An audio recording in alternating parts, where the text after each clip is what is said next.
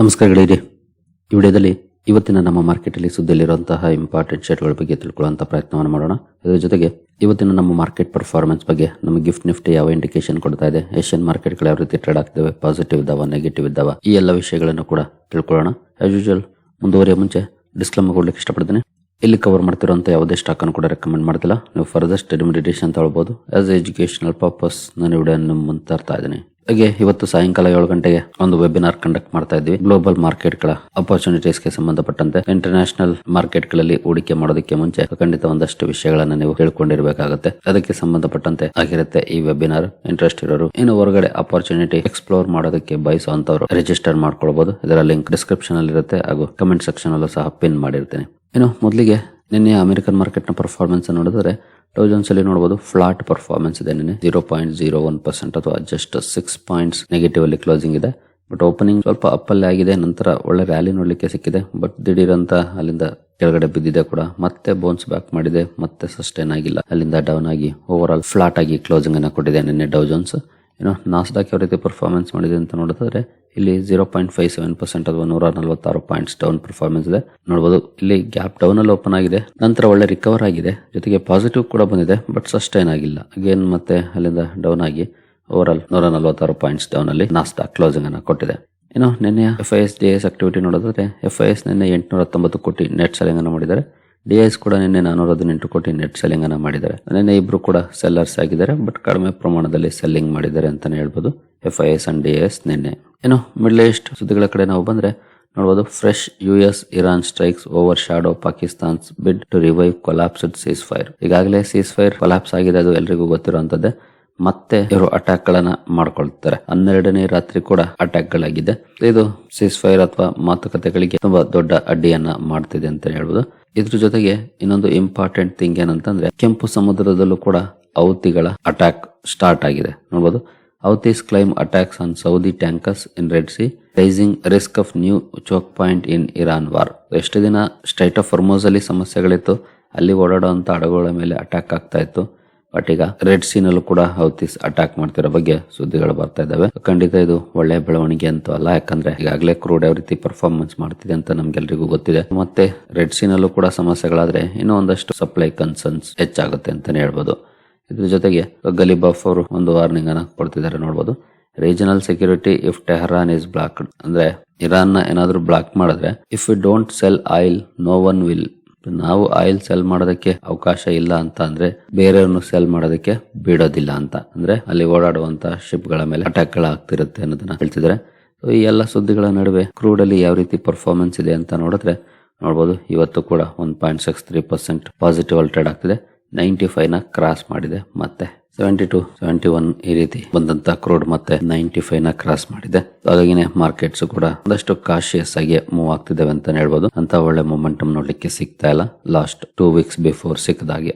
ಸಮಸ್ಯೆಗಳು ಮತ್ತೆ ಬುಗ್ಗೆಲಿದ್ದಿದ್ದಾವೆ ಅಂತ ಹೇಳ್ಬೋದು, ಎಸ್ಪೆಷಲಿ ಕ್ರೂಡ್ ವಿಚಾರದಲ್ಲಿ. ನೋಡೋಣ ಇನ್ನು ಏನೆಲ್ಲ ಡೆವಲಪ್ಮೆಂಟ್ಸ್ ಆಗುತ್ತೆ ಅಂತ. ಮುಂದುವರಿಯ ಮುಂಚೆ ಡಿಸ್ಕ್ರಿಪ್ಷನ್ ಅಲ್ಲಿ ಅಕೌಂಟ್ ಓಪನ್ ಮಾಡ್ಕೊಳ್ಳುವಂತ ಲಿಂಕ್ ಇದೆ. ಇಂಟ್ರೆಸ್ಟ್ ಇರೋರು ಅಕೌಂಟ್ ಅನ್ನು ಓಪನ್ ಮಾಡ್ಕೊಳ್ಬಹುದು. ಹೂಡಿಕೆಗೆ ಸಂಬಂಧಪಟ್ಟಂತೆ ನಿಮ್ಗೆ ಏನಾದರೂ ಸಪೋರ್ಟ್ ಬೇಕು ಅಂದ್ರೆ ಇಲ್ಲಿರುವಂತಹ ನಂಬರ್ಗಳ ಮೂಲಕ ನಮ್ಮ ಟೀಮ್ ನ ಸಂಪರ್ಕ ಮಾಡಬಹುದು. ಬಟ್ ಸಪೋರ್ಟ್ ಸಿಗಬೇಕು ಅಂದ್ರೆ ನೀವು ನಮ್ಮ ಮೂಲಕ ಅಕೌಂಟ್ ಅನ್ನು ಓಪನ್ ಮಾಡ್ಕೊಂಡಿರ್ಬೇಕಾಗುತ್ತೆ. ಹಾಗಾಗಿ ಡಿಸ್ಕ್ರಿಪ್ಷನ್ ಅಲ್ಲಿರುವಂತಹ ಲಿಂಕ್ ಅನ್ನು ಬಳಸ್ಕೊಂಡು ಅಕೌಂಟ್ ಓಪನ್ ಮಾಡ್ಕೊಂಡು ಸಂಪರ್ಕ ಮಾಡಬಹುದು. ಏನೋ ಇಂಡಿವಿಜುವಲ್ ಸ್ಟಾಕ್ ಗಳ ಕಡೆ ನಾವು ಬಂದ್ರೆ ರೂಬಿಕಾನ್ ರಿಸರ್ಚ್ ಇವತ್ತು ಫೋಕಸ್ ಅಲ್ಲಿರುತ್ತೆ. ಕಾರಣ ಕಂಪನಿ ಅಮೆರಿಕದಲ್ಲಿ ಒಂದು ಮ್ಯಾನುಫ್ಯಾಕ್ಚರಿಂಗ್ ಫೆಸಿಲಿಟಿಯನ್ನ ಅಕ್ವೈರ್ ಮಾಡ್ಕೊಂಡಿದೆ. ಈ ಮೂಲಕ ಮೊದಲ ಮ್ಯಾನುಫ್ಯಾಕ್ಚರಿಂಗ್ ಫೆಸಿಲಿಟಿಯನ್ನ ಅಲ್ಲಿ ಸ್ಥಾಪನೆ ಮಾಡ್ತಾ ಇದೆ. ಈ ಅಕ್ವಿಸಿಷನ್ ಮೂಲಕ $2.9 ಮಿಲಿಯನ್ ಗೆ ಈ ಅಕ್ವಿಸಿಷನ್ ಅನ್ನ ಮಾಡಿದೆ. ಈ ಸುದ್ದಿ ಕಾರಣಕ್ಕೆ ರೂಬಿಕಾನ್ ರಿಸರ್ಚ್ ಫೋಕಸ್ ಅಲ್ಲಿರುತ್ತೆ. ಸ್ಟಾಕ್ ಅನ್ನ ವಾಚ್ ಮಾಡಬಹುದು ಯಾವ ರೀತಿ ಇರುತ್ತೆ ಪರ್ಫಾರ್ಮೆನ್ಸ್ ಅಂತ. ಇನ್ನು TVS ಮೋಟಾರ್ಸ್ ಕೂಡ ಸುದ್ದಿಯಲ್ಲಿರುತ್ತೆ. ಕಾರಣ ಕಂಪನಿ ಈಜಿಪ್ಟ್ ಅಲ್ಲಿ TVS rider motorcycle launch ಮಾಡಿದೆ. ಈ ಮೂಲಕ ತನ್ನ ಪ್ರೀಮಿಯಂ ಮೋಟಾರ್ ಸೈಕಲ್ ಪೋರ್ಟ್ಫೋಲಿಯೋನ ಎಕ್ಸ್ಪಾಂಡ್ ಮಾಡ್ಕೊಳ್ತಾ ಇದೆ ಇಂಟರ್ನ್ಯಾಷನಲ್ ಲೆವೆಲ್ ಅಲ್ಲಿ. ಈ ಸುದ್ದಿ ಕಾರಣಕ್ಕೆ TVS ಮೋಟಾರ್ಸ್ ಫೋಕಸ್ ಅಲ್ಲಿರುತ್ತೆ. ಸ್ಟಾಕ್ ಅನ್ನ ವಾಚ್ ಮಾಡಬಹುದು ಯಾವ ರೀತಿ ಇರುತ್ತೆ ಇದಕ್ಕೆ ರಿಯಾಕ್ಷನ್ ಅಂತ. ಇನ್ನು ಸಾತ್ವಿಕ್ ಗ್ರೀನ್ ಎನರ್ಜಿ ಸುದ್ದಿಯಲ್ಲಿರುತ್ತೆ. ಕಾರಣ ಕಂಪನಿಯ ಸಬ್ಸಿಡಿಯರಿಗೆ 138 ಕೋಟಿ ಸೋಲಾರ್ PV ಮಾಡ್ಯೂಲ್ಸ್ ಸಪ್ಲೈ ಮಾಡುವಂತ ಆರ್ಡರ್ ಸಿಕ್ಕಿದೆ. ಈ ಆರ್ಡರ್ ಕಾರಣಕ್ಕೆ ಸ್ಟಾಕ್ ಫೋಕಸ್ ಅಲ್ಲಿರುತ್ತೆ. ಸಾತ್ವಿಕ್ ಗ್ರೀನ್ ಎನರ್ಜಿಯನ್ನು ಕೂಡ ವಾಚ್ ಮಾಡಬಹುದು ಯಾವ ರೀತಿ ಇರುತ್ತೆ ಪರ್ಫಾರ್ಮೆನ್ಸ್ ಅಂತ. ಇನ್ನು ಆಜಾದ್ ಎಂಜಿನಿಯರಿಂಗ್ ಕೂಡ ಸುದ್ದಿಯಲ್ಲಿರುತ್ತೆ. ಕಾರಣ ಕಂಪನಿ DRDOಗೆ ತನ್ನ ಮೊದಲ ಇಂಡಿಜಿನಿಯಸ್ ಎಕ್ಸ್ಪೆಂಡಬಲ್ ಟರ್ಬೋಜೆಟ್ ಅನ್ನ ಡೆಲಿವರ್ ಮಾಡಿದೆ. ಈ ಸುದ್ದಿ ಕಾರಣಕ್ಕೆ ಆಜಾದ್ ಎಂಜಿನಿಯರಿಂಗ್ ಫೋಕಸ್ ಅಲ್ಲಿರುತ್ತೆ. ಈ ಸ್ಟಾಕ್ ಅನ್ನು ಸಹ ವಾಚ್ ಮಾಡಬಹುದು ಯಾವ ರೀತಿ ಇರುತ್ತೆ ಪರ್ಫಾರ್ಮೆನ್ಸ್ ಅಂತ. ಸೋನಾ ಕಾಮ್ಸ್ ಅಥವಾ ಸೋನಾ BLW ಪ್ರಿಸಿಷನ್ ಕೂಡ ಸುದ್ದಿಯಲ್ಲಿರುತ್ತೆ. ಕಂಪನಿ ಡೆನ್ಸೋ ಜೊತೆ ಶೇರ್ ಸಬ್ಸ್ಕ್ರಿಪ್ಷನ್ ಅಗ್ರಿಮೆಂಟ್ ಅನ್ನ ಮಾಡ್ಕೊಂಡಿದೆ. ಸೋನಾ ಈ ಡ್ರೈವ್ ಅಲ್ಲಿ ಡೆನ್ಸೋ 49% ಸ್ಟೇಕ್ ಅನ್ನ ಈ ಮೂಲಕ ತಗೊಳುತ್ತೆ. ಇದ್ರ ಜೊತೆಗೆ ತನ್ನ EV ಬಿಸ್ನೆಸ್ ಅನ್ನ ತನ್ನದೇ ಇನ್ನೊಂದು ಸಬ್ಸಿಡಿಯರಿ ಸೋನಾ ಕಾಮ್ಸ್ಟರ್ ಗೆ 893 ಕೋಟಿಗೆ ಸ್ಲಮ್ ಸೇಲ್ ಮೂಲಕ ಮಾರಾಟ ಮಾಡ್ತಿದೆ. ಈ ಸುದ್ದಿ ಕಾರಣಕ್ಕೆ ಕೂಡ ಫೋಕಸ್ ಅಲ್ಲಿರುತ್ತೆ. ಸೋನಾ ಕಾಮ್ಸ್ ಅನ್ನ ವಾಚ್ ಮಾಡಬಹುದು ಯಾವ ರೀತಿ ಇರುತ್ತೆ ಪರ್ಫಾರ್ಮೆನ್ಸ್ ಅಂತ. ನಂತರ ವಾರಿ ಎನರ್ಜೀಸ್ ಕೂಡ ಸುದ್ದಿಯಲ್ಲಿರುತ್ತೆ. ಕಾರಣ ನೋಡಬಹುದು, Waaree Energies secures 212 megawatt and 125 megawatt solar module orders. ಜೊತೆಗೆ ಇದೊಂದು ಇಂಟರ್ನ್ಯಾಷನಲ್ ಆರ್ಡರ್ ಅಮೆರಿಕದಲ್ಲಿ ಸಿಕ್ಕಿರುವಂತದ್ದು. ಈ ಸುದ್ದಿ ಕಾರಣಕ್ಕೆ ವಾರಿ ಎನರ್ಜೀಸ್ ಫೋಕಸ್ ಅಲ್ಲಿರುತ್ತೆ. ಈ ಸ್ಟಾಕ್ ಅನ್ನು ಸಹ ವಾಚ್ ಮಾಡಬಹುದು ಯಾವ ರೀತಿ ಇರುತ್ತೆ ಪರ್ಫಾರ್ಮೆನ್ಸ್ ಅಂತ. ಇವತ್ತಿನ ರಿಸಲ್ಟ್ ಗಳ ಕಡೆ ಬಂದ್ರೆ ನಿನ್ನೆ ಹಲವಾರು ಕಂಪನಿಗಳು ತಮ್ಮ Q1 ರಿಸಲ್ಟ್ ಅನ್ನು ಅನೌನ್ಸ್ ಮಾಡಿದ್ದಾರೆ. ವಾರಿ ರಿನ್ಯೂವಬಲ್ ಟೆಕ್ನಾಲಜೀಸ್ ರಿಸಲ್ಟ್ ಅನ್ನು ಅನೌನ್ಸ್ ಮಾಡಿದೆ. ನೋಡಬಹುದು performance year on year 35% up ಆಗಿದೆ ಸೇಲ್ಸ್ ಅಲ್ಲಿ. ಬಟ್ ಕ್ವಾರ್ಟರ್ಲಿ ಡೌನ್ ಇದೆ ಕಂಪನಿಯ ಪರ್ಫಾರ್ಮೆನ್ಸ್. ಹಾಗೆ ಎಬಿಟ್ ಅಲ್ಲೂ ಕೂಡ ಕ್ವಾರ್ಟರ್ಲಿ ಡೌನ್ ಇದೆ. ಇಯರ್ ಆನ್ ಇಯರ್ 36% ಅಪ್ ಆಗಿದೆ. ನೆಟ್ ಪ್ರಾಫಿಟ್ ಅಲ್ಲೂ ಕೂಡ ಕ್ವಾರ್ಟರ್ಲಿ ಡೌನ್ ಇದೆ. ಇಯರ್ ಆನ್ ಇಯರ್ 32% ಅಪ್ ಆಗಿದೆ. ಸೊ ಇಯರ್ ಆನ್ ಇಯರ್ ಒಳ್ಳೆ ಪರ್ಫಾರ್ಮೆನ್ಸ್ ಅನ್ನ ಮಾಡಿದೆ ವಾರಿ ರಿನ್ಯೂವಬಲ್ಸ್. But quarter on quarter down performance ಇದೆ. ನೋಡೋಣ ಮಾರ್ಕೆಟ್ ಯಾವ ರೀತಿ ರಿಯಾಕ್ಟ್ ಮಾಡುತ್ತೆ ಇದರಲ್ಲಿ ಅಂತ. ಟ್ಯಾನ್ಲಾ ಪ್ಲಾಟ್ಫಾರ್ಮ್ಸ್ ಕೂಡ ರಿಸಲ್ಟ್ ಅನ್ನು ಅನೌನ್ಸ್ ಮಾಡಿದೆ. ಪರ್ಫಾರ್ಮೆನ್ಸ್ ನೋಡಬಹುದು ಡಿಸೆಂಟ್ ಇಂಪ್ರೂವ್ಮೆಂಟ್ ಇದೆ. ಇಯರ್ಲಿ ಕ್ವಾರ್ಟರ್ಲಿ ಎರಡು ಕಡೆ. ಎಬಿಟ್ ಅಲ್ಲಿ ಕೂಡ ಒಳ್ಳೆ ಪರ್ಫಾರ್ಮೆನ್ಸ್ ಇದೆ. ನೆಟ್ ಪ್ರಾಫಿಟ್ ಅಲ್ಲೂ ಕೂಡ ಒಳ್ಳೆ ಪರ್ಫಾರ್ಮೆನ್ಸ್ ನೋಡ್ಲಿಕ್ಕೆ ಸಿಕ್ಕಿದೆ. ನಂತರ ಯುನೈಟೆಡ್ ಸ್ಪಿರಿಟ್ಸ್ ಇಯರ್ಲಿ ಕ್ವಾರ್ಟರ್ಲಿ ಎರಡು ಕಡೆ ಸ್ವಲ್ಪ ಡೌನ್ ಪರ್ಫಾರ್ಮೆನ್ಸ್ ಇದೆ ನೋಡಬಹುದು. ಯುನೈಟೆಡ್ ಸ್ಪಿರಿಟ್ಸ್ ಅಲ್ಲಿ ಸೇಲ್ಸ್ ಅಲ್ಲಿ, ಎಬಿಟ್ ಅಲ್ಲಿ ಕೂಡ ಡೌನ್ ಪರ್ಫಾರ್ಮೆನ್ಸ್ ಇದೆ. ನೆಟ್ ಪ್ರಾಫಿಟ್ ಅಲ್ಲಿ ಈ ಸಲ 145 ಕೋಟಿ ಎಕ್ಸೆಪ್ಷನಲ್ ಐಟಮ್ಸ್ ಆಡ್ ಆಗಿದೆ. ಹಾಗಾಗಿ ಹಿಂದಿನ ವರ್ಷದನ್ನ ಬೀಟ್ ಮಾಡಿದೆ. But without adjustments down performance ಇದೆ ಇಯರ್ಲಿ ಕ್ವಾರ್ಟರ್ಲಿ ಎರಡು ಕಡೆ. ನಂತರ ಸ್ಕಾಫ್ಲರ್ ಇಂಡಿಯಾ ಪರ್ಫಾರ್ಮೆನ್ಸ್ ಅಲ್ಲಿ ಡಿಸೆಂಟ್ ಇದೆ. ಇಯರ್ಲಿ ಕ್ವಾರ್ಟರ್ಲಿ ಸೇಲ್ಸ್ ಅಲ್ಲಿ ಎರಡು ಕಡೆ ಇಂಪ್ರೂವ್ ಆಗಿದೆ. ನಂತರ ಎಬಿಟ್ ಅಲ್ಲಿ ಕೂಡ ಇಂಪ್ರೂವ್ ಆಗಿದೆ. ನೆಟ್ ಪ್ರಾಫಿಟ್ ಅಲ್ಲೂ ಕೂಡ ಡಿಸೆಂಟ್ ಇಂಪ್ರೂವ್ಮೆಂಟ್ ನೋಡ್ಲಿಕ್ಕೆ ಸಿಕ್ಕಿದೆ. ನಂತರ CIE ಆಟೋಮೋಟಿವ್ ಕ್ವಾರ್ಟರ್ಲಿ ಫ್ಲಾಟ್ ಇದೆ. ಇಯರ್ಲಿ 11% ರೈಸ್ ಆಗಿದೆ ಸೇಲ್ಸ್. ಎಬಿಟ್ ಅಲ್ಲಿ ಕ್ವಾರ್ಟರ್ಲಿ ಸ್ವಲ್ಪ ಡೌನ್ ಇದೆ. ಇಯರ್ಲಿ ಅಪ್ ಆಗಿದೆ. ನೆಟ್ ಪ್ರಾಫಿಟ್ ಅಲ್ಲೂ ಕೂಡ ಕ್ವಾರ್ಟರ್ಲಿ ಡೌನ್ ಇದೆ. ಇಯರ್ಲಿ ಅಪ್ ಆಗಿದೆ ಪರ್ಫಾರ್ಮೆನ್ಸ್.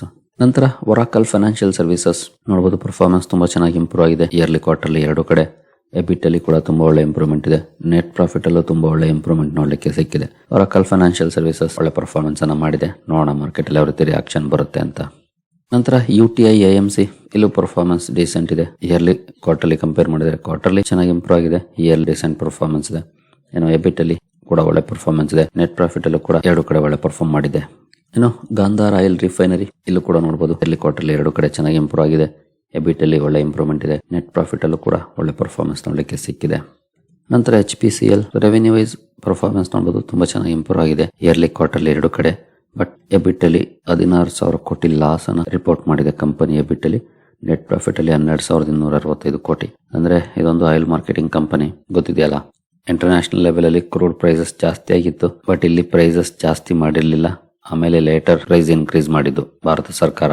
ಹಾಗಾಗಿ ಕಂಪನಿಗೆ ಯಾವ ರೀತಿ ಲಾಸ್ ಆಗಿದೆ ಅಂತ ನೋಡಬಹುದು. 12,265 ಕೋಟಿ ನೆಟ್ ಲಾಸ್ ಆಗಿದೆ ನೆಟ್ ಪ್ರಾಫಿಟ್ ಅಲ್ಲಿ HPCL ಗೆ. ನೋಡೋಣ ಈ ರಿಸಲ್ಟ್ ಗೆ ಯಾವ ರೀತಿ ರಿಯಾಕ್ಟ್ ಮಾಡುತ್ತೆ ಮಾರ್ಕೆಟ್ ಅಂತ.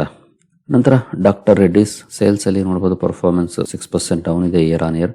ಕ್ವಾರ್ಟರ್ಲಿ ಇಂಪ್ರೂವ್ಮೆಂಟ್ ಇದೆ. ಎಬಿಟ್ ಅಲ್ಲಿ ಕೂಡ 60% ಡೌನ್ ಇದೆ year on year. Quarterly improvement ಇದೆ. ನೆಟ್ ಪ್ರಾಫಿಟ್ ಅಲ್ಲೂ ಕೂಡ ಕ್ವಾರ್ಟರ್ಲಿ ಇಂಪ್ರೂವ್ಮೆಂಟ್ ಇದೆ. Year on year down performance ಇದೆ ಡಾಕ್ಟರ್ ರೆಡ್ಡಿಸ್ ಲ್ಯಾಬೊರೇಟರೀಸ್ ಅಲ್ಲಿ. BPCL ಕೂಡ ಸೇಮ್ ಕತೆ HPCL ತರಾನೇ ನೋಡಬಹುದು. ರೆವೆನ್ಯೂ ವೈಸ್ ಒಳ್ಳೆ ಇಂಪ್ರೂವ್ಮೆಂಟ್ ಇದೆ. ಇಯರ್ಲಿ ಕ್ವಾರ್ಟರ್ಲಿ ಎರಡು ಕಡೆ ತುಂಬಾ ಚೆನ್ನಾಗಿ ಇಂಪ್ರೂವ್ ಆಗಿದೆ. ಬಟ್ ಎಬಿಟ್ ಅಲ್ಲಿ 4,055 ಕೋಟಿ ಲಾಸ್ ಇದೆ. ನೆಟ್ ಪ್ರಾಫಿಟ್ ಅಲ್ಲಿ 1,873 ಕೋಟಿ ಲಾಸ್ ಇದೆ. ಅದರಲ್ಲೂ ಒನ್ ಟೈಮ್ ಅಡ್ಜಸ್ಟ್ಮೆಂಟ್ 1,885 ಕೋಟಿ ಪ್ಲಸ್ ಆಗಿರೋದಕ್ಕೆ, ಇಲ್ಲಾಂದ್ರೆ ಅದಕ್ಕಿಂತ ಜಾಸ್ತಿನೇ ಇರ್ತಾ ಇತ್ತು loss. So oil marketing companies big loss ಅನ್ನ ಮಾಡ್ಕೊಂಡಿದ್ದಾವೆ ಅಂತ ಹೇಳ್ಬೋದು Q1 ಅಲ್ಲಿ.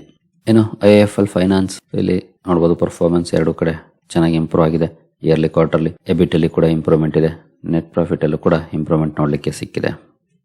JSW energy year on year flat ಇದೆ. ಕ್ವಾರ್ಟರ್ಲಿ ಚೆನ್ನಾಗಿ ಇಂಪ್ರೂವ್ ಆಗಿದೆ ಸೇಲ್ಸ್ ಅಲ್ಲಿ. ಎಬಿಟ್ ಅಲ್ಲಿ ಇಯರ್ಲಿ ಕ್ವಾರ್ಟರ್ಲಿ ಕಂಪೇರ್ ಮಾಡಿದ್ರೆ ಅಗೇನ್ ಇಯರ್ಲಿ ಫ್ಲಾಟ್ ಇದೆ. ಕ್ವಾರ್ಟರ್ಲಿ ಇಂಪ್ರೂವ್ಮೆಂಟ್ ಇದೆ. ನೆಟ್ ಪ್ರಾಫಿಟ್ ಅಲ್ಲಿ ಇಯರ್ಲಿ ಕ್ವಾರ್ಟರ್ಲಿ ಎರಡು ಕಡೆ ಡೌನ್ ಪರ್ಫಾರ್ಮೆನ್ಸ್ ನೋಡ್ಲಿಕ್ಕೆ ಸಿಕ್ಕಿದೆ. JSW ಎನರ್ಜಿ ಎಕ್ಸ್ಪೆಕ್ಟೇಷನ್ ಗೆ ತಕ್ಕಂತೆ ರಿಸಲ್ಟ್ ಅನ್ನು ಕೊಡ್ತಿಲ್ಲ ಅಂತಾನೆ ಹೇಳ್ಬೋದು ಇತ್ತೀಚಿನ ದಿನಗಳಲ್ಲಿ. ಈ ಸಲ ಕೂಡ ಏನಂತ ಗ್ರೇಟ್ ಪರ್ಫಾರ್ಮೆನ್ಸ್ ಬಂದಿಲ್ಲ. ಬಟ್ ನೋಡೋಣ ಮಾರ್ಕೆಟ್ ಯಾವ ರೀತಿ ರಿಯಾಕ್ಟ್ ಮಾಡುತ್ತೆ ಅಂತ. SRF ನಂಬರ್ಸ್ ಅಲ್ಲಿ ನೋಡಬಹುದು ಒಳ್ಳೆ ಇಂಪ್ರೂವ್ಮೆಂಟ್ ಇದೆ. ಇಯರ್ಲಿ ಕ್ವಾರ್ಟರ್ಲಿ ಎರಡು ಕಡೆ ಇಂಪ್ರೂವ್ ಆಗಿದೆ. ಎಬಿಟ್ ಅಲ್ಲಿ ಕೂಡ ಒಳ್ಳೆ ಇಂಪ್ರೂವ್ಮೆಂಟ್ ಇದೆ. ನೆಟ್ ಪ್ರಾಫಿಟ್ ಅಲ್ಲೂ ಕೂಡ ಒಳ್ಳೆ ಇಂಪ್ರೂವ್ಮೆಂಟ್ ನೋಡ್ಲಿಕ್ಕೆ ಸಿಕ್ಕಿದೆ. ಎಟರ್ನಲ್ ಅಂದ್ರೆ ಝೊಮ್ಯಾಟೋದ ಪರ್ಫಾರ್ಮೆನ್ಸ್ ನೋಡಬಹುದು. ಇಯರ್ಲಿ ಕ್ವಾರ್ಟರ್ಲಿ ಎರಡು ಕಡೆ ಸೇಲ್ಸ್ ಅಲ್ಲಿ ತುಂಬಾ ಚೆನ್ನಾಗಿ ಇಂಪ್ರೂವ್ ಆಗಿದೆ. ಎಬಿಟ್ ಅಲ್ಲಿ ಕೂಡ ಒಳ್ಳೆ ಇಂಪ್ರೂವ್ಮೆಂಟ್ ಇದೆ. ನೆಟ್ ಪ್ರಾಫಿಟ್ ಅಲ್ಲಿ ಇಯರ್ಲಿ ಇಂಪ್ರೂವ್ಮೆಂಟ್ ಇದೆ. ಬಟ್ ಕ್ವಾರ್ಟರ್ಲಿ ಡೌನ್ ಪರ್ಫಾರ್ಮೆನ್ಸ್ ಇದೆ ನೋಡಬಹುದು. ಇನ್ನು ಅದಾನಿ ಪವರ್ ಎಲ್ಲೂ ಕೂಡ ಇಯರ್ಲಿ ಕ್ವಾರ್ಟರ್ಲಿ ಎರಡು ಕಡೆ ಸೇಲ್ಸ್ ಅಲ್ಲಿ ಒಳ್ಳೆ ಪರ್ಫಾರ್ಮೆನ್ಸ್ ಇದೆ. ಎಬಿಟ್ ಅಲ್ಲಿ ಕೂಡ ಚೆನ್ನಾಗಿ ಇಂಪ್ರೂವ್ ಆಗಿದೆ. ನೆಟ್ ಪ್ರಾಫಿಟ್ ಅಲ್ಲೂ ಚೆನ್ನಾಗಿ ಇಂಪ್ರೂವ್ ಆಗಿದೆ. ಇನ್ನು ಅದಾನಿ ಗ್ರೀನ್ ಇಲ್ಲಿ ಕೂಡ ಪರ್ಫಾರ್ಮೆನ್ಸ್ ಇಂಪ್ರೂವ್ ಆಗಿದೆ. ಇಯರ್ಲಿ ಕ್ವಾರ್ಟರ್ಲಿ ಎಬಿಟ್ ಅಲ್ಲಿ ಇಂಪ್ರೂವ್ಮೆಂಟ್ ಇದೆ. ನೆಟ್ ಪ್ರಾಫಿಟ್ ಅಲ್ಲೂ ಕೂಡ ಇಂಪ್ರೂವ್ಮೆಂಟ್ ನೋಡ್ಲಿಕ್ಕೆ ಸಿಕ್ಕಿದೆ.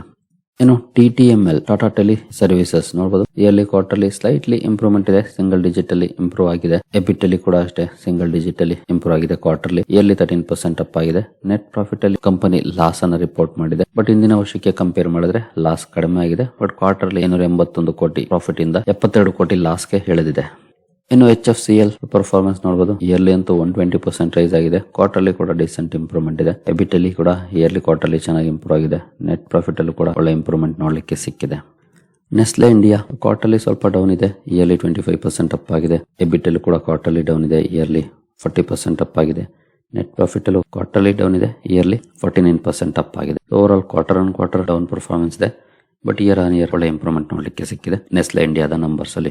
ಇನ್ನು ಇವತ್ತಿನ ನಂಬರ್ಸ್ ಅನ್ನ ನೋಡೋದಾದ್ರೆ ಯಾವೆಲ್ಲ ಕಂಪನಿಗಳು ರಿಸಲ್ಟ್ ಅನ್ನ ಅನೌನ್ಸ್ ಮಾಡ್ತೇವೆ ಅಂತ ಕ್ಯಾಪಿಟಲ್ ಸ್ಮಾಲ್ ಫೈನಾನ್ಸ್ ಬ್ಯಾಂಕ್ ಇದೆ, ಸಿಪ್ಲಾ ಇದೆ, ಕಂಟ್ರೋಲ್ ಪ್ರಿಂಟ್, ಸೈಯೆಂಟ್ ಇದೆ, IEX ರಿಸಲ್ಟ್ ಇದೆ, IGIL ಇದೆ, ಇಂಡಿಗೋ ರಿಸಲ್ಟ್ ಇದೆ, ಮೀಶೋ ರಿಸಲ್ಟ್ ಇದೆ, ಮೋತಿಲಾಲ್ ಒಸ್ವಾಲ್ ಫೈನಾನ್ಷಿಯಲ್ ಸರ್ವಿಸಸ್ ಇದೆ, ಎಂಫೋಸಿಸ್ ಇದೆ, ಓರಿಯಂಟ್ ಸಿಮೆಂಟ್, ಪ್ರೈಮ್ ಸೆಕ್ಯೂರಿಟೀಸ್, PVR ಐನಾಕ್ಸ್, ಸೋನಾಕಾಮ್ಸ್ ಇದೆ, ಸೂರ್ಯೋದಯ ಸ್ಮಾಲ್ ಫೈನಾನ್ಸ್ ಬ್ಯಾಂಕ್, ಥೈರೋಕೇರ್, ಹೀಗೆ ಸಾಕಷ್ಟು ಕಂಪನಿಗಳ ರಿಸಲ್ಟ್ ಇದೆ ಇವತ್ತು ಕೂಡ. ಜೀವನ್ ಸ್ಮಾಲ್ ಫೈನಾನ್ಸ್ ಬ್ಯಾಂಕ್ ಕೂಡ ಇದೆ ನೋಡಬಹುದು. ಇವುಗಳನ್ನು ಕೂಡ ಅಬ್ಸರ್ವ್ ಮಾಡಬಹುದು. ಡ್ಯೂರಿಂಗ್ ದ ಮಾರ್ಕೆಟ್ ರಿಸಲ್ಟ್ ಬಂದ್ರೆ ಇಮಿಡಿಯೇಟ್ಲಿ ರಿಯಾಕ್ಷನ್ ಕೂಡ ಮಾರ್ಕೆಟ್ ಅಲ್ಲಿ ಇದ್ದೇ ಇರುತ್ತೆ.